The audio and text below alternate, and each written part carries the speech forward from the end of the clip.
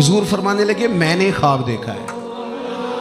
یا رسول اللہ صلی اللہ علیہ وسلم کیا؟ فرمایا میں نے خواب دیکھا ہے، میں نے خواب میں دیکھا لوگوں نے قمیضیں پہنی ہوئی ہیں، کسی کی قمیض پیٹ تک ہے، کسی کی پیٹ سے بھی اوپر ہے۔ حضور فرماتے ہیں پھر میں نے خواب میں عمر کو دیکھا، عمر فاروق نے اتنی لمبی قمیض پہنی، اتنی لمبی قمیض پہنی کہ نیچے گھسٹ رہی تھی۔ حضور خواب سنا کے چپ کر گئے۔ یا رسول اللہ کرم نوازی کریں، تعبیر بھی تو بتائیں نا۔ تو رسول کریم نے فرمایا اس کی تعبیر دین ہے۔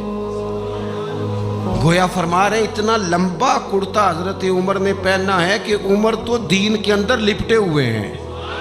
سراپا دین، اٹھنا دین، بیٹھنا دین، بولنا دین، آنا دین، فیصلہ کرنا دین۔